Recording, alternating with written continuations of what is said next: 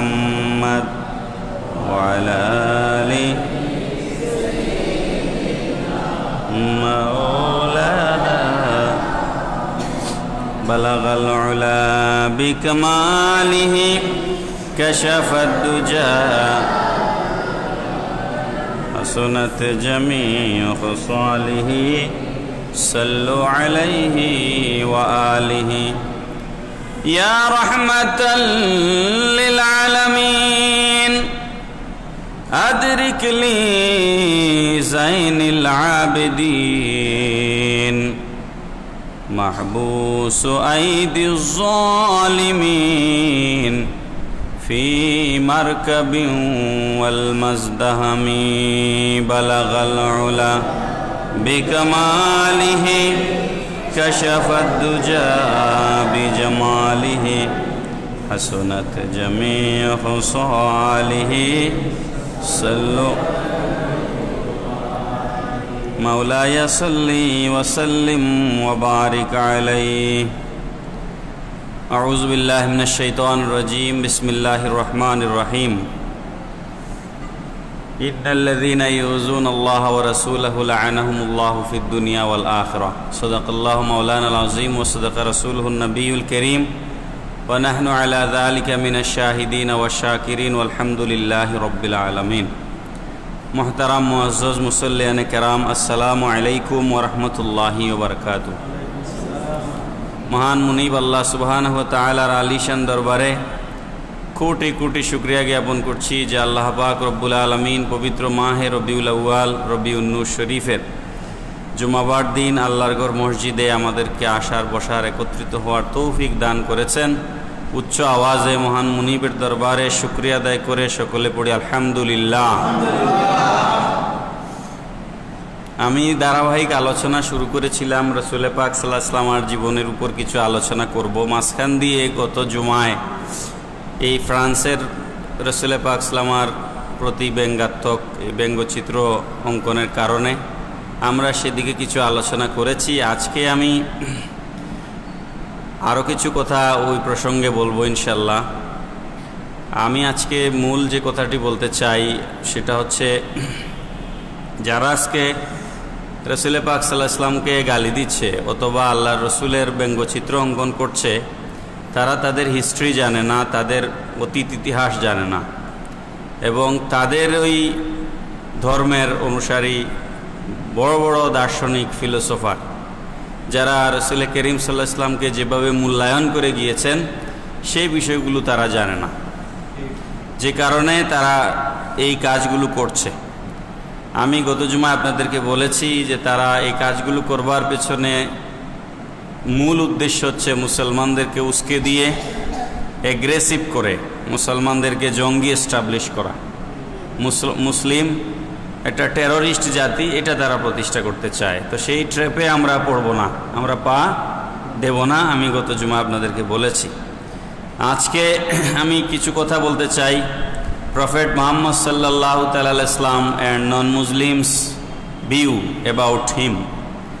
এই বিষয়ের উপর আমার স্বতন্ত্র একটা বই লেখা আছে, আমি একটা বইও লিখেছি। নবী মুহাম্মদুর রাসূলুল্লাহ সাল্লাল্লাহু আলাইহি ওয়াসাল্লাম সম্পর্কে অমুসলিমদের দৃষ্টিভঙ্গি, অমুসলিমরা আল্লাহর রসুলকে কিভাবে মূল্যায়ন করেছে, তারা কিভাবে আল্লাহর রসুলকে নিয়ে তাদের বক্তব্য উপস্থাপন করেছে, এই বিষয়গুলো আমরা সংক্ষেপে আজকে আলোচনা করব। সেখানে যাওয়ার আগে আমি খুব সংক্ষেপে ইসলাম অমুসলিমদের সম্পর্কে কি বলে দু একটা কথা সংক্ষেপে বলতে চাই। আমরা আলেম উলামা যারা উলামায়ে কেরাম যারা মাঠে ময়দানে ওয়াজ করেন তাদের বক্তব্য শোনার পর কোনো অমুসলিমের, কোনো ইহুদি খ্রিস্টান, কোনো হিন্দু কারো মুসলমানদের প্রতি কোনো দরদ তৈরি হওয়ার কোনো প্রশ্নই আসে না। এমন উগ্রভাবে আমরা বক্তব্য দেই, এমনভাবে আমরা কথা বলি যাতে করে আমার থেকে 30-40 হাত 30-40 মাইল দূরে সে পালাবার চেষ্টা করবে। ইসলাম সম্পর্কে একটা ভীতি, মুসলমান সম্পর্কে একটা ভীতি, মুসলমান সম্পর্কে একটা আতঙ্ক মানুষের মাঝে কাজ করে। নাকি আমি ভুল বললাম? আমাদের বক্তব্য শোনার পর আমরা এত অ্যাগ্রেসিভ, আমরা স্লোগান দিলে জ্বালাও জ্বালাও আগুন জ্বালাও। কেন আমি জ্বালাও জ্বালাও স্লোগান দিব? আল্লাহ রসুল কি জ্বালানোর জন্য এসেছিলেন না নিবানোর জন্য এসেছিলেন? নবী কি জ্বালানোর জন্য এসেছেন না নিবানোর জন্য এসেছেন? তা আমি তো গত কয়েকদিন ধরে খালি এই স্লোগানই শুনতে পাচ্ছি, যেদিকে যাই জ্বালাও জ্বালাও আগুন জ্বালাও। কোনো মুসলমানের স্লোগান তো জ্বালাও জ্বালাও আগুন জ্বালাও, এটা মুসলমানের স্লোগান হওয়ার কথা না। যুদ্ধের বিষয় আলাদা, জেহাদ আলাদা জিনিস, সেটার আলোচনা আজকে আমি এখানে করব না। জেহাদের উপরে আমি আপনাদের সামনে এর আগে কথা বলেছি, জেহাদের কিছু নীতিমালা আছে, কিন্তু আমরা যখন ইন্নাদ্দিনা ইনদাল্লাহিল ইসলাম, Islam is a complete code of life, পূর্ণাঙ্গ জীবন বিধান হিসেবে ইসলাম কেবলমাত্র একটা মুসলমানদের ধর্ম। আমরা যে ধর্মভিত্তিক রাজনীতি করি, ধর্মভিত্তিক রাজনীতির উদ্দেশ্য কেবল রাজনীতি প্রতিষ্ঠা নয়। ইসলামের ভিতরে হিন্দুর অধিকার আছে, বৌদ্ধের অধিকার আছে, খ্রিস্টানের অধিকার আছে, বিধর্মী সকল অধিকারের নাম হচ্ছে ইসলাম। আপনি যখন ইসলামী রাষ্ট্র কায়েম করবেন, সেখানে ইসলামী রাষ্ট্রের অর্থ এটা নয় যে এই রাষ্ট্রে আর কোনো ধর্মের মানুষ বসবাস করতে পারবে না, তারা কোনো কথা বলতে পারবে না, বিষয়টি এমন নয়। বরঞ্চ আল্লাহর রসুল মদিনায় তৈয়বায় যাওয়ার পর যে প্রথম যে সনদ প্রণয়ন করেছিলেন, দি চার্টার অফ মদিনা, মদিনার সনদ, সেখানে 4টা সম্প্রদায়কে একত্রিত করে, সেখানে ইহুদিরা ছিল, খ্রিস্টানরা ছিল, মুসলমানরা ছিল, নও মুসলিমরা ছিল, আরও বিভিন্ন গ্রুপ ছিল, সবাইকে একত্রিত করে 40 বছর ধরে চলে আসা 2 গোত্রের মাঝে একটা উটকে কেন্দ্র করে, 40 বছর ধরে চলে আসা 2 গোত্রের যুদ্ধকে আল্লাহর রসুল মদিনার সনদ দিয়ে বন্ধ করে দিয়েছে। সুতরাং আল্লাহর রসুল জ্বালাবার জন্য এসেছেন নাকি নিবাবার জন্য এসেছেন? তো এই বিষয়গুলো আমরা মানুষের সামনে উপস্থাপন করতে না পারলে, ইসলাম সম্পর্কে, মানুষের ওয়াজ সম্পর্কে, এখন দেখবেন টেলিভিশনে প্রায় ওয়াজ নিয়ে রিপোর্ট হয়। তো রিপোর্ট হবে না কেন? ওয়াজে সমস্ত গান, সমস্ত নাচ, হলিউড, ডালিউড, বলিউড সব কিছু ওয়াজে পাওয়া যায়। কথা এখন ঠিক না বেটি? কৌতুক, গল্প, উপন্যাস সবই এখন ওয়াজে পাওয়া যায়। নাম তাফসিরুল কোরআন মাহফিল, 2.5 ঘন্টার বক্তব্যে 2 ঘন্টা কৌতুক আর 0.5 ঘন্টা কোরআন তেলাওয়াত, নাকি এরকম চলছে না এখন? তো সুতরাং মানুষ ইসলাম সম্পর্কে ঝুঁকবে কিভাবে?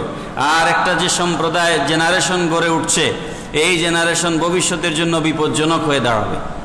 আমাদের মুসলিম যে জেনারেশন গড়ে উঠছে, এরা এগ্রেসিভ মন মানসিকতা নিয়ে বড় হচ্ছে, এরা জ্বালাও জ্বালাও মন মানসিকতা নিয়ে বড় হচ্ছে। তো এইটার নাম তো ইসলাম নয়। আল্লাহর পেয়ারা হাবিব সাল্লাল্লাহু তাআলা আলাইহি ইসলাম একজন অমুসলিমের পক্ষে ন্যায়সঙ্গতভাবে একজন মুসলমানের বিপক্ষে, নবী তার সাহাবীর বিপক্ষে দাঁড়িয়েছে ন্যায়সঙ্গতভাবে।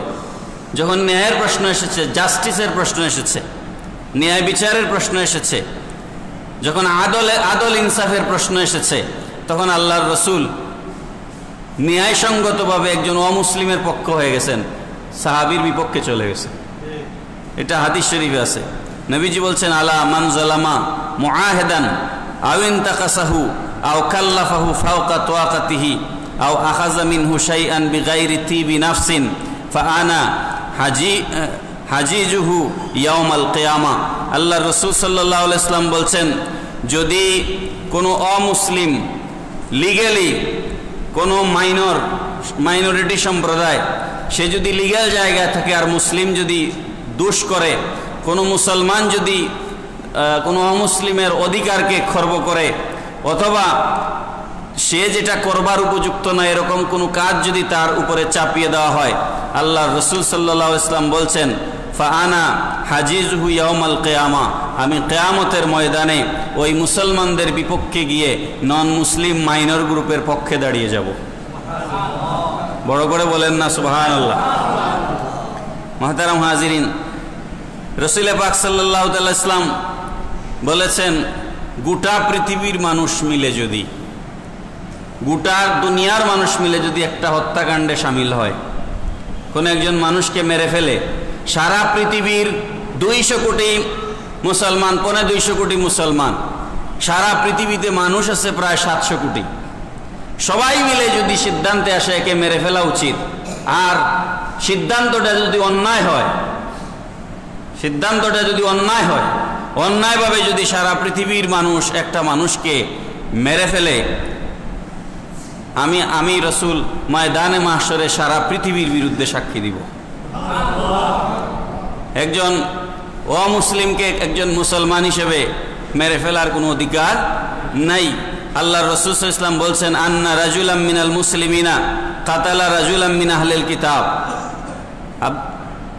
হযরত আব্দুর রহমান বিন বাইলামানি রাদিয়াল্লাহু তাআলা আনহু থেকে হাদিস রাওয়াত হচ্ছে, তিনি বলছেন, আন্না রাজুলাম মিনাল মুসলিমিনা, এক ব্যক্তি কাতালা রাজুলাম মিন আহলিল কিতাব, আহলে কিতাবের এক ব্যক্তিকে মেরে ফেলল। আহলে কিতাব মানে হচ্ছে ইহুদি বা খ্রিস্টান। ফারুফিআ ইলান নবী সাল্লাল্লাহু আলাইহি ওয়াসাল্লাম, ওই বিচার আসলো নবী করিম সাল্লাল্লাহু আলাইহি ওয়াসাল্লামের সামনে। ফাকালা রাসূলুল্লাহ সাল্লাল্লাহু আলাইহি ওয়াসাল্লাম, নবী করিম সাল্লাল্লাহু আলাইহি ওয়াসাল্লাম বললেন, আনা আহাক্কু মান ওয়াফা বিযিম্মাতিহি। নবীজি বললেন, I am most responsible to fulfil the rights of minorities. এখানে আমার দায়িত্ব হচ্ছে নন মুসলিমের অধিকার প্রতিষ্ঠা করা। বড় করে বলেন না সুবহানাল্লাহ। তারপরে নবীজি কি বললেন, ফাআমারা বিহি ফাকুতিলা, অতঃপর আল্লাহর রাসূল ওই মুসলিমকে হত্যার নির্দেশ দিলেন। যে নন মুসলিমকে আহলে কিতাবকে মেরে ফেলেছিল তাকে হত্যার নির্দেশ দিলেন। এটার নাম ইসলাম। এই দর্শন আমরা কি বিশ্বের মানুষের কাছে উপস্থাপন করতে পেরেছি? আমরা পেরেছি। আমরা শুধু বলেছি শাহজালালের তলোয়ার গর্জে উঠো, তলোয়ার শাহজালাল বলেছি শাহজালালের তলোয়ার, কিন্তু শাহজালাল তলোয়ার দিয়ে যুদ্ধ করেছিলেন কি? শাহজালালের যে আদর্শ, সেই আদর্শের কোনো কিছু নমুনা কোনো কিছু আমাদের মাঝে আছে? 10,000 সাহাবী নিয়ে, কত হাজার? 10,000 সাহাবী নিয়ে আল্লাহর হাবিব সাল্লাল্লাহু আলাইহি ওয়াসাল্লাম মক্কা বিজয় করলেন। কত হাজার সাহাবী? মক্কা থেকে তাড়িয়ে দিয়েছিল কাফেররা। সঙ্গে কয়জন ছিলেন? একজন। কয়জন ছিলেন? সিদ্দিক আকবর রাদিয়াল্লাহু তাআলা আনহুকে নিয়ে, তাও এমনভাবে নীরবে নিবৃত্তে আল্লাহর রাসূল মক্কা ছেড়েছেন, কেউ জানে না। রাতের অন্ধকারে গোপনে, পরিস্থিতি এমন ছিল, রাতের অন্ধকারে গোপনে একজন সাহাবীকে সঙ্গে করে নিয়ে আল্লাহর রাসূল মক্কা ছেড়েছিলেন। ওরা মিটিংয়ে বসে সিদ্ধান্ত নিয়েছিল আল্লাহর রাসূলকে হত্যা করবে। যেই মক্কাবাসী আল্লাহর রাসূলকে হত্যার সিদ্ধান্ত নিয়েছে, যেই মক্কাবাসী আল্লাহর রাসূলকে দেশ ছাড়তে বাধ্য করেছে। দেশ ছাড়া এটা সহজ কথা নয়। একজন মানুষ তার দেশকে ভালোবাসে, বাসে কি বাসে না? আল্লাহর রাসূল যখন মক্কা থেকে মদিনায় তৈবা হিজরত করছিলেন, বারবার পেছন দিকে তাকাচ্ছিলেন। হাদিস শরীফে আছে, বারবার মাতৃভূমির দিকে তাকাচ্ছিলেন, ফিরে তাকাচ্ছিলেন। তো সেই রাসূল যখন হত্যার হুমকি প্রাপ্ত হলেন, মেরে ফেলবার জন্য গড় ঘেরাও করা হলো, দেশ ছাড়া করা হলো, তারা অ্যাসাসিনেশনের অ্যাটেম্প নিল, তারা এক্সাইলের অ্যাটেম্প নিল। এই সব কিছুর পরও 10,000 সাহাবী নিয়ে আল্লাহর রাসূল যখন মক্কায় ফিরে আসলেন, গিয়েছিলেন একলা, সাথে সিদ্দিক আকবরকে নিয়ে। আল্লাহ পাক 4, 5, 6 বছরের ভেতরে এমন এক আধ্যাত্মিক ক্ষমতা আল্লাহ পাক তার হাবিব সাল্লাল্লাহু আলাইহি ওয়াসাল্লামকে মুআজিজা দান করলেন। এই কয়েক বছরের মধ্যেই 10,000 সাহাবী আল্লাহর রাসূলের সঙ্গী হয়ে গেলেন। 10,000 সাহাবীকে নিয়ে আল্লাহর রাসূল মক্কা বিজয় করলেন। উইদাউট ব্লাড শেডিং, পৃথিবীর ইতিহাসে একমাত্র বিজয়। কোনো এক ফোঁটা রক্তও জড়ে নাই। সুবহানাল্লাহ। এগুলা সব এখন বিস্তারিত বলার সুযোগ নেই, সামনে বলবো ইনশাল্লাহ। সাদ বিন উবাদা রাদিয়াল্লাহু তাআলা আনহু, তিনি ছিলেন ওই মক্কা বিজয়ের যে সৈন্যবাহিনী নবীজির সাথে ছিল সেই বাহিনীর প্রধান। সাদ বিন আবি উবাদা রাদিয়াল্লাহু তাআলা আনহু, তিনি ডিক্লেয়ার করলেন, যখন খানায় মক্কায় এসে 10,000 সাহাবী নিয়ে রাসূল পৌঁছালেন, খানায় কাবার ওঠানে দাঁড়িয়ে সাদ বিন আবি উবাদা রাদিয়াল্লাহু তাআলা আনহু ঘোষণা দিলেন, today is the day of war. আজকে যুদ্ধের দিন, মক্কার একজন কাফেরও আমাদের হাত থেকে নিস্তার পাবে না। আল্লাহর রাসূল সাল্লাল্লাহু আলাইহি ওয়াসাল্লাম চেহারা মোবারক যখন তিনি রেগে যেতেন, লাল হয়ে যেত। নবীজির চেহারা মোবারক রঙিন হয়ে যেত, লাল হয়ে যেত। নবীজির চেহারা মোবারক লাল হয়ে গেল এবং তিনি সাদ বিন আবি উবাদার হাত থেকে ফ্ল্যাগ নিয়ে নিলেন। সুবহানাল্লাহ পড়েন। এখানে মুসলমানদের শিক্ষা আছে না নাই? ফ্ল্যাগ, পতাকা, সেনা প্রধানের পতাকা আল্লাহর রসুল তার হাত থেকে নিয়ে নিলেন। নিজের হাতে পতাকা নিয়ে, মুসলমানদের সব থেকে বড় শত্রু ছিলেন হযরত আবু সুফিয়ান রাদিয়াল্লাহু আনহু। তিনি মক্কা বিজয়ের সময় মুসলমান হয়েছে, এর আগে তিনি মুসলিম ছিলেন না।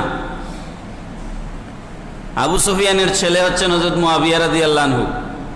এই কারণে শিয়া যারা আছে আমাদের দেশে, তারা ওই তুলাকা বলে অবজ্ঞা করে। এই অবজ্ঞা করা জায়েজ নাই।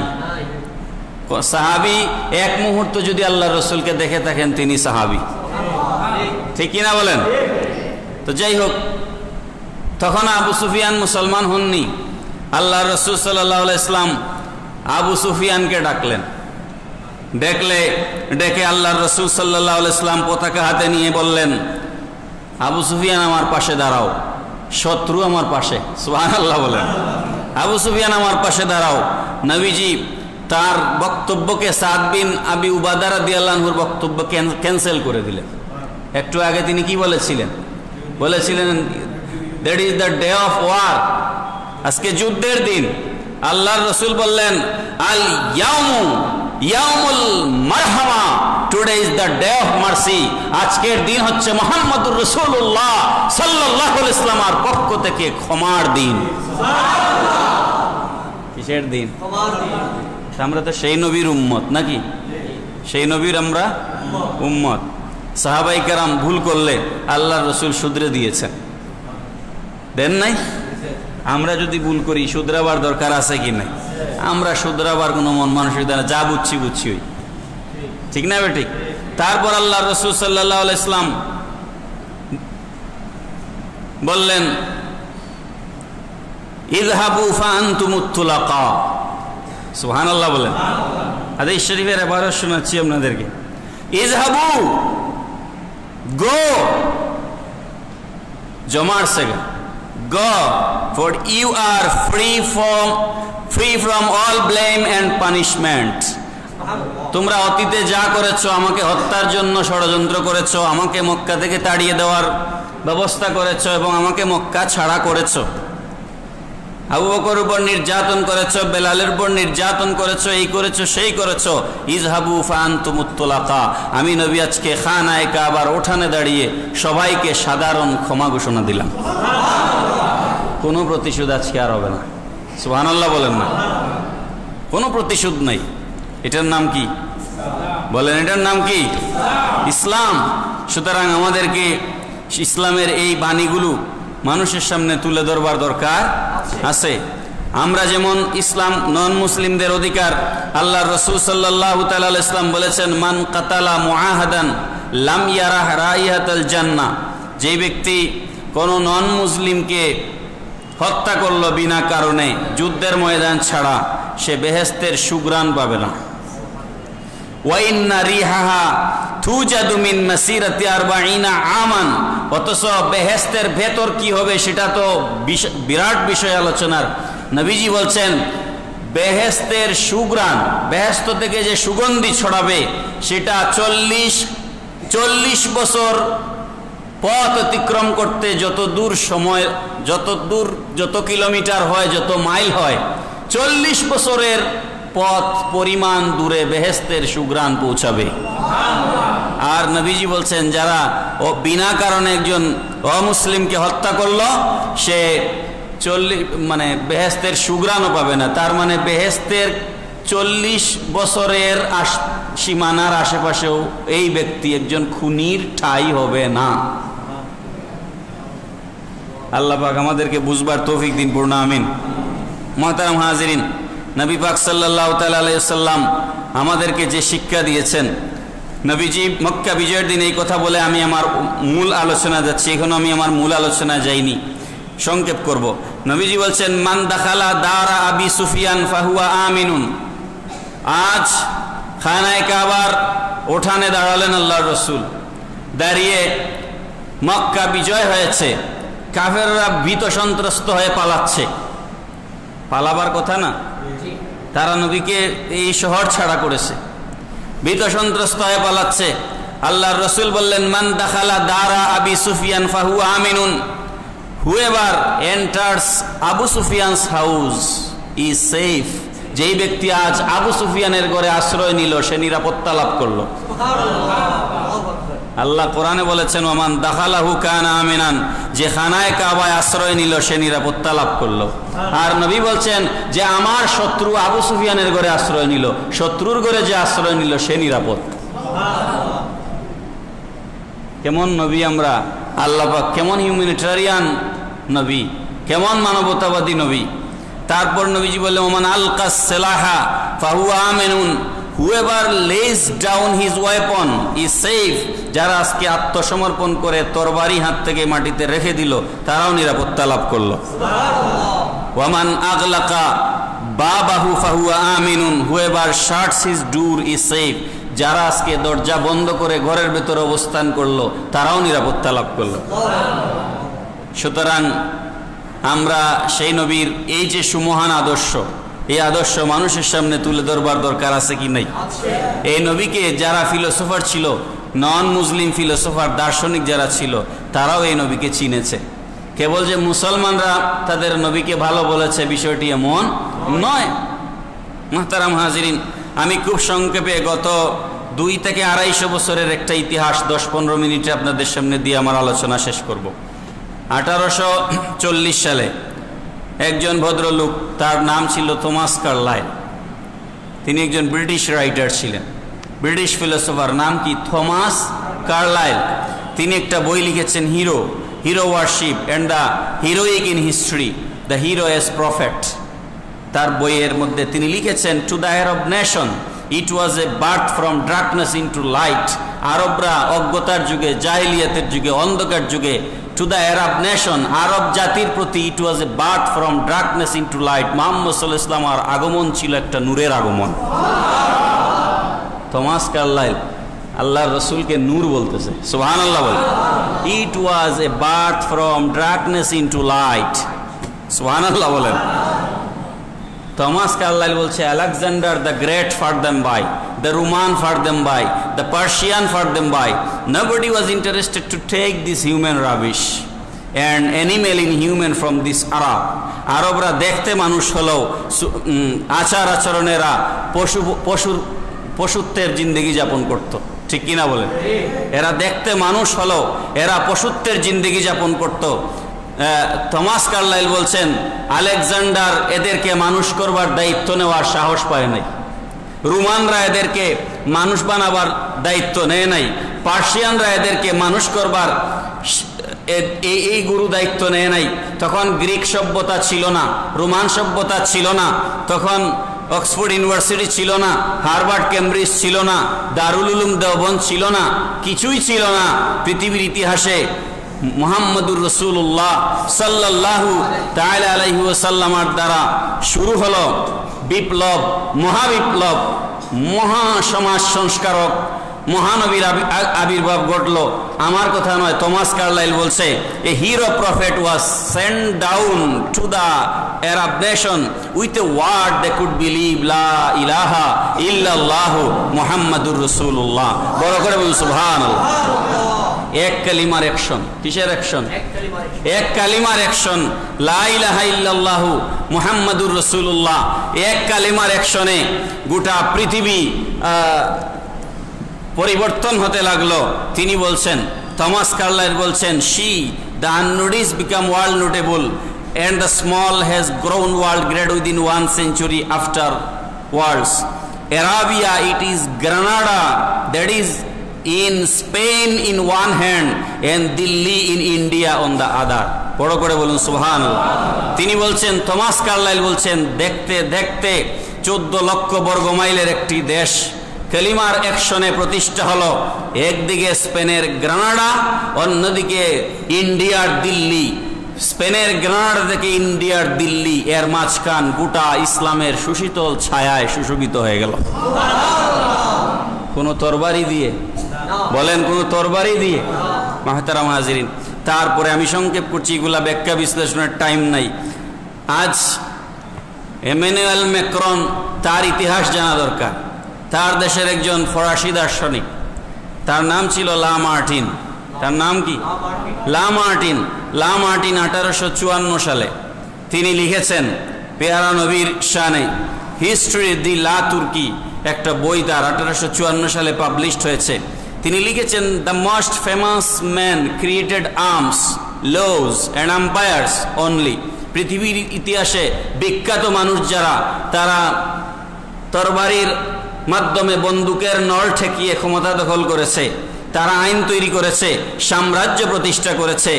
They founded, if anything at all, no more than material powers which often crumbled away before their eyes. তাদের চোখের সামনেই তাদের সাম্রাজ্য আবার ধ্বংস হয়েছে, নষ্ট হয়েছে।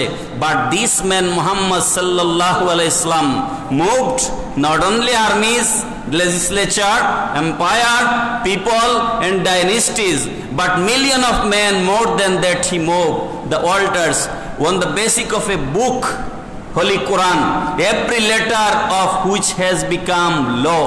He created a spiritual nationality which has blended together peoples of every tongue and of every race.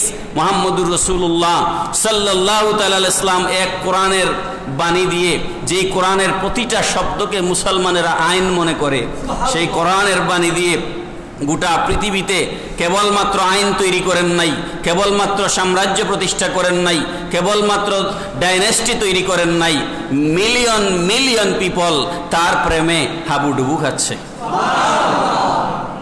পৃথিবীর ইতিহাসে এরকম একজন মানুষ পৃথিবীতে নেতা হয়ে এসেছে যার জন্য মানুষ প্রাণ দিয়ে দেয়। সুবহানাল্লাহ বলেন না? তারপর লা মার্টিন বলছেন শুধু তাই নয়, কিয়ামত পর্যন্ত এই ফরাসি ভদ্রলোক কিয়ামত পর্যন্ত একটা চ্যালেঞ্জ ছুড়ে দিয়েছে। বলছে, as regards all standard by which human greatness may be measured. পৃথিবীতে একজন মানুষ বড় হওয়ার জন্য, শ্রেষ্ঠ হওয়ার জন্য, সকল থেকে বড় হওয়ার জন্য যতগুলো মানদণ্ড আছে, সূচক আছে, ইন্ডেক্স আছে, সবগুলোকে তোমরা নিয়ে আসো, সব মানদণ্ড এক জায়গায় করো। We may well ask, is there any man greater than he? সুবহানাল্লাহ বলেন। লা মার্টিন প্রশ্ন করছে, is there any man greater than he? আছে কি মুহাম্মদুর রাসূলুল্লাহর চাইতে কেউ বড়? বড় করে বলেন না সুবহানাল্লাহ। তারপর সে নিজেই উত্তর দিচ্ছে। লা মার্টিন বলছেন, no man greater than Muhammad, he was the greatest man ever lived. মুহাম্মদুর রাসূলুল্লাহর চাইতে পৃথিবীতে বড় কেউ আসেন নাই, তিনি সর্বযুগের সর্বকালের সর্বশ্রেষ্ঠ মহামানব। ফরাসি ভদ্রলোক, তার নাম লা মার্টিন, 1854-তে সে বই লিখেছে। আল্লাহ পাক এই কথার সমর্থন কোরআন শরীফে আল্লাহ দিয়েছেন, ওয়াইন্নাকা লাআলা খুলুকিন আযীম। মোর সেটেনলি ও ইউ মুহাম্মদ সাল্লাল্লাহু আলাইহি ওয়াসাল্লাম, you are standard on the highest nature of behaviour. আপনি চরিত্রের সর্বোত্তম শিকড়ে আছেন।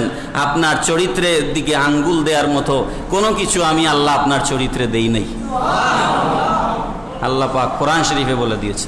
তারপর একজন বড় রাইটার ছিলেন 1904 সালে, ব্রিটিশ ভদ্রলোক, তার নাম হচ্ছে George Bernard Shaw. George Bernard Shaw তিনি 1904 সালে তিনি বলেছেন, মুহাম্মদ রাসূলুল্লাহ সাল্লাল্লাহু আলাইহি ওয়াসাল্লামকে মুসলমানরা কি চিনেছে? কিছুই চিনে নাই। জর্জ বার্নার্ড শ বলতেছে, সে বলছে, you called him a prophet, you say, তুমি মুহাম্মদকে একজন নবী, কেবল নবী চিনেছ। জর্জ বার্নার্ড শ মুসলমানদেরকে ভৎসনা করে বলতেছে, let him be called what you like, তোমার মন যা চায় তাই বলো তার সামনে। তোমার মন চায় তোমার মতো মানুষ বলতে বলো, তোমার মন চায় নবী মরে মাটির সাথে মিশে গেছেন বলো, বলে কি না আমাদের দেশে? তো তুমি যা চিনেছো তাই বলতেছো আর কি। তুমি নবীকে যা চিনেছো, যা দেখেছো, তোমার দৃষ্টির পাওয়ার যত দূর, তোমার চিন্তা শক্তি যত দূর, তোমার জ্ঞানের দৌড় যত দূর, তুমি তত দূর না নবীকে চিনেছো। জর্জ বার্নার্ড শ বলছে, I believe that if a man like Muhammad sallallahu alaihi wasallam were to assume the dictatorship of this modern world, যদি গোটা পৃথিবীর 200 রাষ্ট্রের এক নায়ক হিসেবে মুহাম্মদুর রাসূলুল্লাহ 200 রাষ্ট্রের নেতৃত্ব গ্রহণ করেন, জর্জ বার্নার্ড শ বলছে, he would succeed in solving its problem, তিনি গোটা বিশ্বের সমস্ত সমস্যার সমাধান দেওয়ার মতো ক্ষমতা আল্লাহ পাক তাকে দিয়ে পাঠিয়েছেন। আজ আমরা একটা ইউনিয়ন চালাতে পারি না, একজন চেয়ারম্যান ইউনিয়ন চালাইতে পারে না, পারে? পারে না। একজন মেম্বার তার ওয়ার্ড কন্ট্রোল করতে পারে না, একজন ভাইস চ্যান্সেলর তার ইউনিভার্সিটি কন্ট্রোল করতে পারে না, একজন এমপি তার কনস্টিটিউশন শান্তি শৃঙ্খলা বজায় রাখতে পারে না, একজন থানার ওসি তার থানাকে নিয়ন্ত্রণ করতে পারে না। পারে না। জর্জ বার্নার্ড শো বলছে 200 রাষ্ট্রের ডিক্টেটর হিসেবে যদি মুহাম্মদুর রাসূলুল্লাহ সাল্লাল্লাহু আলাইহি ওয়াসাল্লাম ক্ষমতা নিতেন, সমস্ত সমস্যা সমাধান করবার ক্ষমতা তার আছে। তারপর তিনি বলছেন, I have professed about the faith of Muhammad sallallahu alaihi wasallam that it would be acceptable to the Europe of tomorrow as it is being to be acceptable to the Europe of today. George Bernard Shaw বলছেন, আজ আমি 1904 সালে যা লিখে যাচ্ছি, আজ যেভাবে ইউরোপে, আমেরিকায়, মধ্যপ্রাচ্যে, সারা পৃথিবীতে মুহাম্মদুর রাসূলুল্লাহর আদর্শ গৃহীত হয়েছে, ভবিষ্যতেও পৃথিবীতে মুহাম্মদুর রাসূলুল্লাহর আদর্শ দিয়েই পৃথিবী চলবে। খুশি না বেজার আপনারা? তারপর জর্জ বার্নার্ড শো বলছেন, the leader, history, philosopher, orator, apostle, nobody is sent down to this humankind to solve their problems. পৃথিবীর ইতিহাসে I have always held the religion of Muhammad in high estimation. George Bernard Shaw বলছেন, আমি সবসময় মুহাম্মদুর রাসূলুল্লাহর ধর্মকে, ইসলামকে সব ধর্মের উপরে রাখি। বড় করে বলেন সুবহানাল্লাহ। Because of his wonderful vitality, Muhammad must be called the savior of humanity. মুহাম্মদুর রাসূলুল্লাহ সাল্লাল্লাহু আলাইহি ওয়াসাল্লাম মানবতার একমাত্র রক্ষাকারী। জর্জ বার্নার্ড শো স্বীকৃতি দিয়েছে, আল্লাহর রাসূল মানবতা হত্যাকারী না রক্ষাকারী? হত্যাকারী না রক্ষাকারী? তাহলে আমাদের এই জায়গায় শিক্ষার দরকার আছে কি নাই? তাহলে আমরা হুজুর হয়ে হাতে লাঠি নেই কেন? গজারি লাঠি, গজারি 2.5 ফুট প্রায়ই তো আমরা দেখি। এগুলো দেখলে মানুষ ইসলামের দিকে আসবে না, ইসলামকে ভয় পাবে। ঠিক কিনা বলেন? সময় নাই। আমাদের পাশের দেশ ইন্ডিয়া, আজ তারাও বেশি বাড়াবাড়ি করছে। আমরা নরেন্দ্র মোদীকে বলে দিতে চাই, নরেন্দ্র মোদী, মুসলমানরা বুলেটকে কোনোদিনই ভয় পায় নাই। মুসলমানরা বুলেটের সামনে বুক পেতে দিয়েই ইসলামের বিজয় এনেছে। আপনি ইতিহাস ভুলে যাবেন না, আপনার দেশে মুসলমানরা 1100 বছর শাসন করেছে। আমি আপনাদের সামনে এর আগে বলেছি, সেই মোহাম্মদ বিন কাসিম থেকে শুরু করে, সুলতান মাহমুদ গজনবী থেকে শুরু করে, সুলতানি আমল 350 বছর, মুঘল আমল আরো প্রায় 350 বছর এই ভারতবর্ষ মুসলমানরা শাসন করেছে। যদি জোর জবরদস্তি করত, আজকে ভারতবর্ষে একজন হিন্দু খুঁজে পাওয়া যেত না। আমরা জোর জবরদস্তিতে বিশ্বাস করি না। আমার রসুল সেটা আমাদেরকে শিখান নাই, আমার আল্লাহ সেই দর্শন আমাদেরকে দেন নাই। Sir P C Ray of India, কলকাতার ভদ্রলোক স্যার পিসি রায়, তিনি লিখেছেন, it is the peculiar privilege of Islam. 1928 সালে তিনি লিখেছেন। কত সালে? 1928। আমি ধারাবাহিকভাবে বলছি। তিনি বলছেন, ইট is the peculiar privilege of Islam that is much not different between man and man. ইসলামের অদ্ভুত একটা বিষয় হচ্ছে, স্যার পিসি রায় বলছে, ইসলামের অদ্ভুত একটা বিষয় হচ্ছে, আমাদের হিন্দু ধর্মে কেউ ব্রাহ্মণ, কেউ ক্ষত্রিয়, কেউ বৈশ্য, কেউ শূদ্র। শূদ্রের সাথে ব্রাহ্মণের বিয়ে হয় না, জানেন না আপনারা? ব্রাহ্মণের সাথে কোনো দাসের বিয়ে হয় না। জাত যায়, জাত কুলমান সব যায়। স্যার পিসি রায় বলছেন, ইসলাম এমন একটা পিকুলিয়ার রিলিজিয়ন যেখানে ব্রাহ্মণ নাই, ক্ষত্রিয় নাই, বৈশ্য নাই, শূদ্র নাই। That is much not different between man and man. মানুষে মানুষে কোনো ভেদাভেদ নাই। আছে কোনো ভেদাভেদ? তারপরে তিনি কি বলছেন শুনেন, it was the equality and brotherhood and not the sort of iron which attracted many Hindus to Islam. Sir P C Ray বলছেন, কোটি কোটি হিন্দু মুসলমান হয়েছে খাজা আজমিরি রহমতুল্লাহ আলাইহির হাত ধরে, একা খাজা গরিবে নওয়াজের হাত ধরে প্রায় 99 লক্ষ প্রায় 1 কোটি হিন্দু মুসলমান হয়েছে। স্যার পিসি রায় বলছেন, not the sort of iron which attracted many Hindus to Islam. কোন তরবারির ভয়ে হিন্দুরা মুসলমান হয় নাই, বরঞ্চ মুসলমানদের মানবতা দেখে হিন্দুরা মুসলমান হয়েছে। তারপর 1940 সালে একজন ভদ্র মহিলা, বিদুষী মহিলা, তার নাম হচ্ছে সরোজিনী নাইডু। সরোজিনী নাইডু তিনি বলছেন, Islam was the first religion that please and practice democracy. ইসলাম পৃথিবীর ইতিহাসে একমাত্র ধর্ম। আজ আপনারা দেখতে পাচ্ছেন আমেরিকার মতো রাষ্ট্রে প্রেসিডেন্ট পদে থাকা অবস্থায় তার নির্বাচনের উপরে তার কোনো আস্থা নাই। কথা বলেন ঠিক না বেঠিক? আমরা আজ এখান থেকে বলতে চাই, যদিও আমার বলায় কিছুই যায় আসে না, তারপরেও বলতে চাই যে তোমরা তোমাদের নির্বাচন কমিশনের উপর আস্থা রাখতে পারো না। তোমরা তোমাদের দেশের অ্যাডাল্ট ফ্র্যাঞ্চাইজিস যারা আছে, প্রাপ্তবয়স্ক যারা ভোট প্রয়োগ করছে, সেই ভোটারদের উপরে তোমরা আস্থা রাখতে পারো না। ভবিষ্যতে কোনোদিন আমাদের দেশের নির্বাচন নিয়ে তোমরা নাক গলাবা না, এটা তোমাদের জন্য লজ্জার বিষয়। তারা আমাদের নির্বাচন আসলে পর্যবেক্ষক দল পাঠায় না, এটা পাঠায় ওটা পাঠায়, এই করে সেই করে, কত সবক আমাদেরকে দেয়। অথচ এখন তারা তাদের ইলেকশন সিস্টেমকে তারা প্রশ্নবিদ্ধ করছে, আদালতে যাচ্ছে কি যাচ্ছে না? যাক, ওটা আরেক বিষয়, সেদিকে যাচ্ছি না। সরোজিনী নাইডু বলছেন, Islam was the first religion that please and practice democracy. পৃথিবীর ইতিহাসে ইসলাম প্রথম ধর্ম যেই ধর্ম মানুষকে গণতন্ত্র শিখিয়েছে। বড় করে বলেন না সুবহানাল্লাহ। গণতন্ত্র কি বুঝেন? এখন এটা বুঝাতে গেলে তো বহুক্ষণ সময় লাগবে। আল্লাহ পাক রব্বুল আলামিন যখন ইসমাইল আলাইহিস ইসলামকে কুরবানির নির্দেশ দিলেন ইব্রাহিম আলাইহিস ইসলামকে, তখন আল্লাহ তো ইব্রাহিম আলাইহিস ইসলামকে নির্দেশ দেওয়ার পর ইসমাইল আলাইহিস ইসলাম ছুরি একটা নিয়েই জবাই করে ফেলতে পারতেন কি পারতেন না? কিন্তু আল্লাহ পাক সেটা করলেন না, ইব্রাহিম সেটা করলেন না। ইব্রাহিম বললেন, ফানজুর মাজা তারা। ইব্রাহিম বললেন, আমি তোমাকে কুরবানি করবার আদিষ্ট হয়েছি, তোমার মতামত দাও। সুবহানাল্লাহ বলেন। ছেলে বললেন, ইয়া আবাতি ফাআল মা তুমার, আল্লাহর পক্ষ থেকে আপনি যা নির্দেশ পেয়েছেন তাই করুন। এটা হচ্ছে ডেমোক্রেসি। বাবা জিজ্ঞেস না করেও জবাই করে দিতে পারতেন, কিন্তু মত নিয়েছেন। যখন আদম আলাইহিস সালামকে সেজদার কথা বলা হয়েছে ফেরেশতাদেরকে,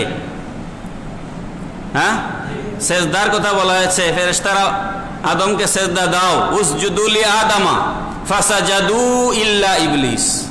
ইবলিস ছাড়া বাকি সবাই আদম আলাইহিস সালামকে সেজদা করেছে। আল্লাহ পাক সাথে সাথে ইবলিসের উপরে রেগে মেগে হাঁট হয়ে আল্লাহ পাক শাস্তির বিধান জারি করতে পারতেন কি পারতেন না? আল্লাহ শাস্তি দিতে গেলে কাউকে জিজ্ঞেস করা লাগবে, কিন্তু আল্লাহ পাক শয়তানকে ডাকলেন। কোরআন শরীফে আছে কি না? ডাকছেন কিনা? ডেকে বললেন, ক্বালা মা মানাকা আল্লা তাসজুদা ইযা আমারতুক, আমি নির্দেশ দিলাম আদমকে সেজদা দিতে, তুমি সেজদা দিলা না। মা মানাকা, কে তোমাকে নিষেধ করল? সুবহানাল্লাহ বলেন না। এই যে আত্মপক্ষ সমর্থনের সুযোগ আল্লাহ দিলেন, এটা ডেমোক্রেসি।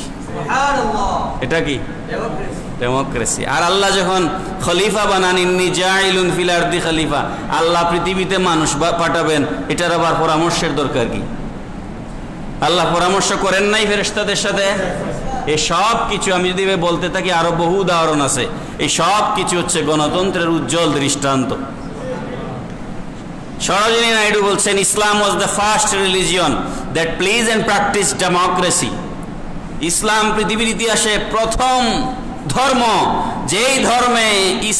যেই ধর্মে গণতন্ত্রের চর্চা প্রতিষ্ঠা হয়েছে। কিভাবে? সরোজিনী নাইডু বলছেন, when azan is sounded, যখন মসজিদের মিনারাত থেকে আজান হয়, a Muslim worship is a gather together. The democracy of Islam is embodied 5 times a day where the king and the peasant kneel side by side and proclaim God alone, Allahu Akbar, Allahu Akbar. বড় করে বলুন সুবহানাল্লাহ। সরোজিনী নাইডু বলছেন কিভাবে ইসলাম গণতন্ত্রের চর্চা করে। দিনে 5 বার মুসলমানেরা গণতন্ত্রের চর্চা করে। কিভাবে? যখন মসজিদের মিনারাত থেকে আজান হয়, মুসলমান ইবাদতকারী আল্লাহর বান্দারা মসজিদে উপস্থিত হয়ে যায়। কি রাজা, কি প্রজা, কি মুচি, কি চামার, কি ছোট লোক, কি বড় লোক, কি ধনী, কি গরিব, সবাই একত্রিত হয়ে যায়। রাজার কপালের সেজদা গিয়ে প্রজার পায়ের নিচে পড়ছে। বড় করে বলেন না সুবহানাল্লাহ। বঙ্গভবনে গেলে আমি প্রেসিডেন্টের পাশে বসতে পারবো? বলেন না পারবো? পারবো না।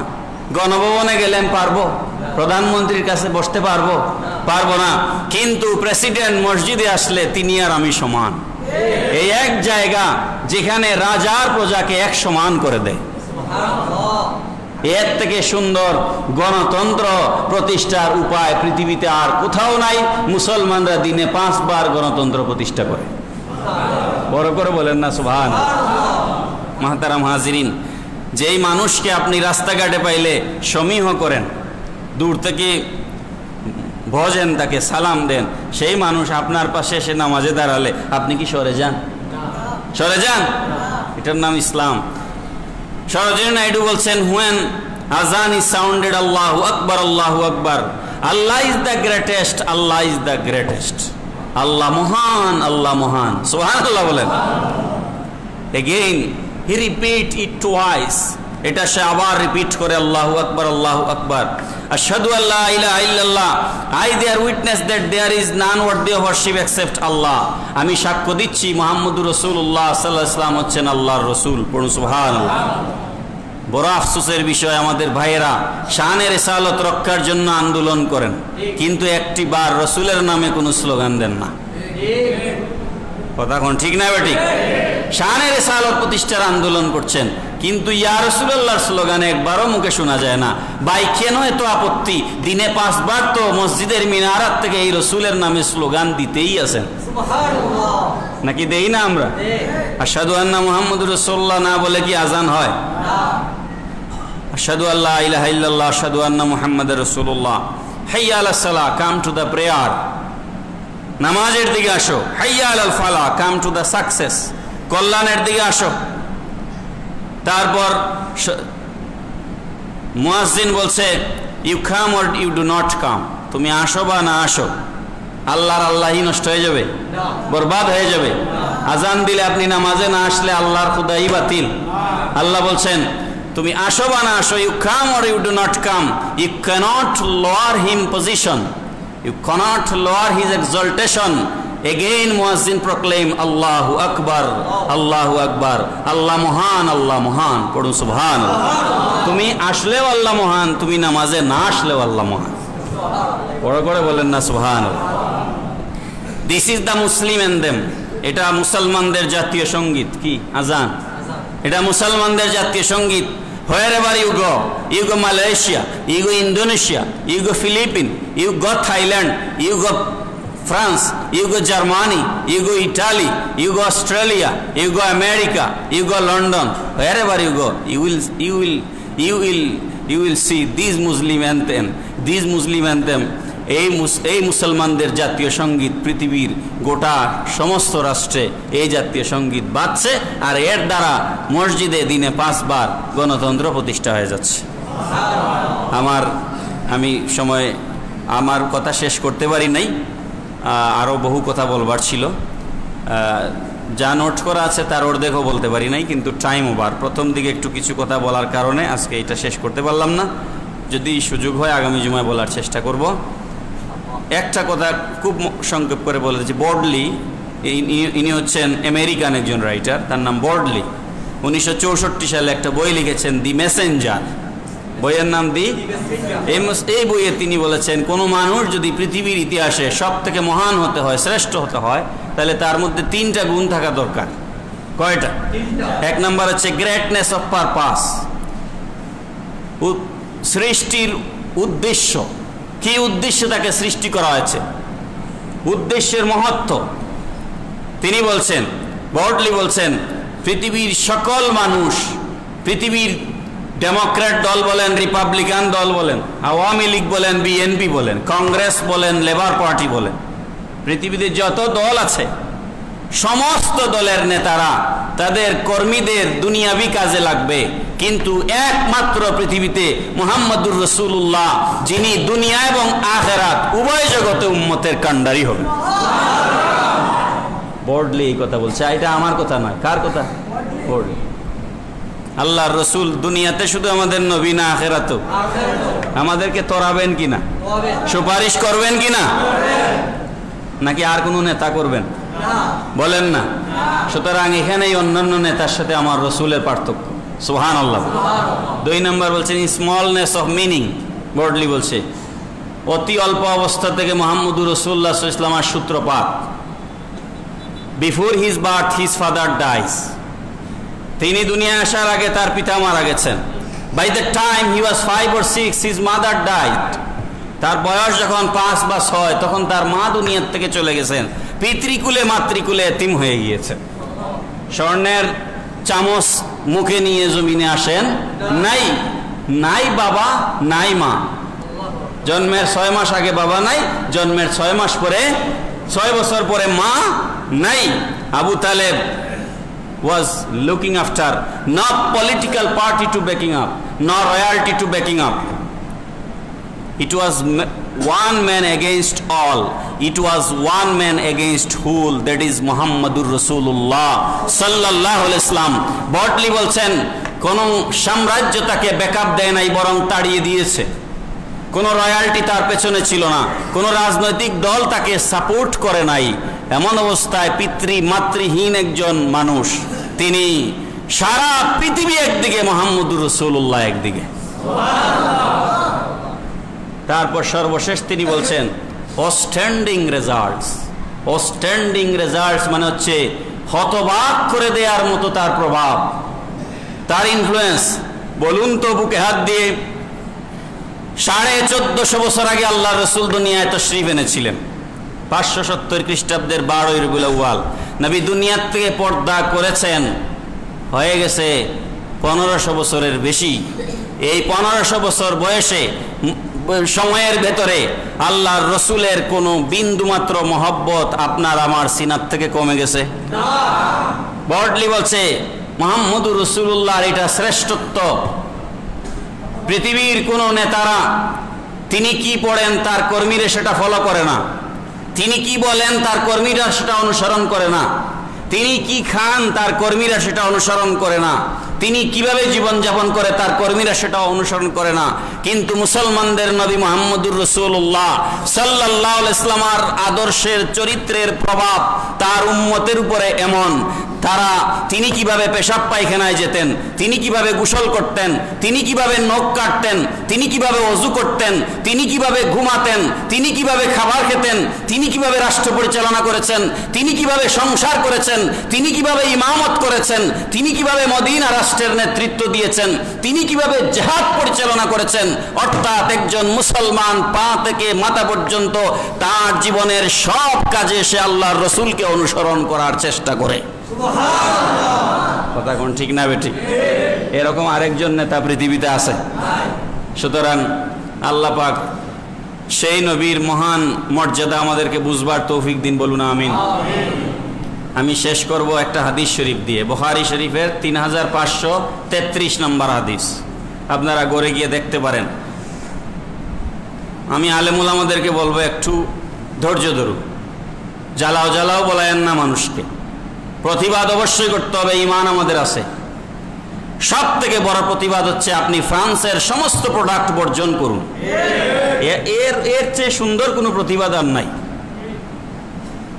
আমাদের বঙ্গবন্ধু বলেছিল আমরা ওদেরকে ভাতে মারব, আমরা ওদেরকে পানিতে মারব, তা আমরা ওদেরকে ভাতে মেরে ছাড়বো। 200 কোটি মুসলমান সমস্ত ফরাসি পণ্য যদি বয়কট করে, ওরা ভাতে মরা ছাড়া কোনো পথ থাকবে না। কেন আমরা লাঠি হাতে নিব? কি দরকার? কোনো দরকার আছে? লাঠি হাতে নেওয়ার আমাদের কোনো, আমরা ওদেরকে ভাতে মারবো। কিসে মারবো? ওরা আমাদেরকে মারবে কেন, আমরা মারবো। মুহতারাম হাজিরিন, তো হাদিস শরীফটা বলে শেষ করি। আল্লাহ রসুল বলছেন, আবু হুরায়রা রাদিয়াল্লাহু তাআলা হাদিস বলছেন, নবীজি বলছেন, আলা তা'জাবুনা আলা তা'জাবুনা